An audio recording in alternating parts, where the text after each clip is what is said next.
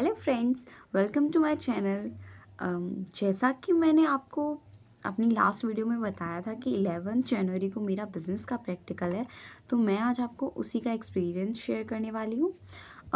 हमारा बिज़नेस का प्रैक्टिकल लेने के लिए एक लेडी टीचर आई थी एंड वो बहुत अच्छी थी। मतलब नॉर्मली ऐसे नहीं कह सकते, वो सबके साथ जैसे नॉर्मल बिहेव कर रही थी वैसे तो वो बहुत अच्छी थी और अच्छी थी मतलब। और जैसे हमारा प्रैक्टिकल लिया तो ऐसा नहीं कि कुछ भी पूछा रैंडम, आपको फाइल्स में से भी पूछा और बाहर से भी पूछा। अब मुझसे क्वेश्चंस पूछे थे। सबसे पहले तो मैंने फ़ाइल किस टॉपिक पर बनाई है और मैंने फ़ाइल ना खुद से सोच कर बनाई। आपने मेरी फ़ाइल देखी हो तो बिज़नेस की, नहीं देखी हो तो देख लेना। उसमें चॉकलेट का जो नेम और लोगो वगैरह है वो सब मैंने खुद से सोचा था, कहीं से कॉपी नहीं किया था। तो मैम ने पूछा मुझसे, ये तुमने खुद बनाई है? मैंने कहा यस मैम। और फिर उन्होंने ये मुझसे पूछा कि नेस्ले की जो कंपनी है वो कौन सी ईयर में फॉर्म हुई थी। तो मुझे ये याद नहीं था, तो मैंने बोला सॉरी मैम, मुझे नहीं पता।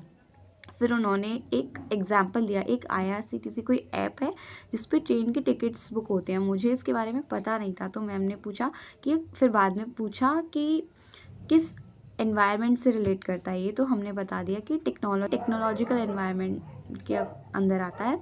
हम 3 लोग एक साथ गए थे, मैं, मेरे साथ 2 लड़के और थे मेरे फ्रेंड्स।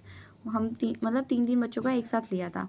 फिर उन्होंने बाद में ये कंसेप्ट भी रखा था कि हम तीनों एक दूसरे से कोई ना कोई क्वेश्चन पूछेंगे।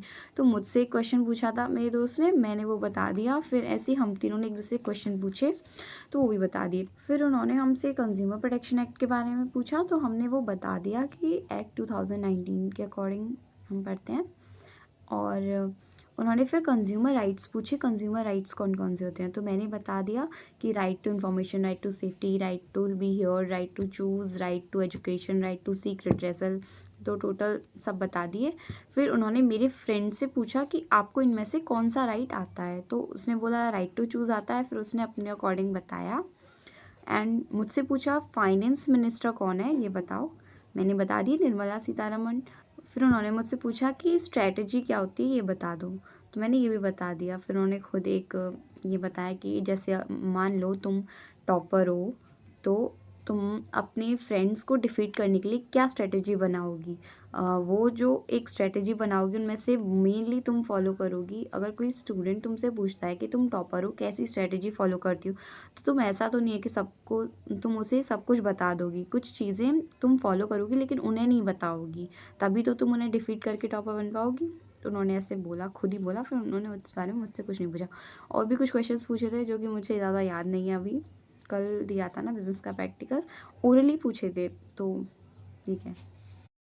तो आप भी इस तरह से प्रिपेयर होकर जाएँ, टीचर कैसी भी हो, आप बस अपने कंसेप्ट को ध्यान से रखें। और चॉकलेट्स के बारे में भी बहुत कुछ पूछा था। हाँ, मेरी फाइल में पीछे स्ट्रेंथ, वीकनेस, अपॉर्चुनिटी, थ्रेट के बारे में लिख रहा है ना, तो उन्होंने मुझसे पूछा कि तुम्हारी ब्रांड की स्ट्रेंथ और वीकनेस क्या है। तो मैंने बता दिया कि जैसे मेरी चॉकलेट की ब्रांड है तो इसकी स्ट्रेंथ ये है कि चॉकलेट्स मोस्टली सबको पसंद आती है, तो पसंद आएगी तो वो मेरी स्ट्रेंथ है अगर मैं इसकी क्वालिटी बेटर रखूँगी तो। और वीकनेस बताई कि मोस्टली चॉकलेट किसी को पसंद आती है, किसी को नहीं आती है।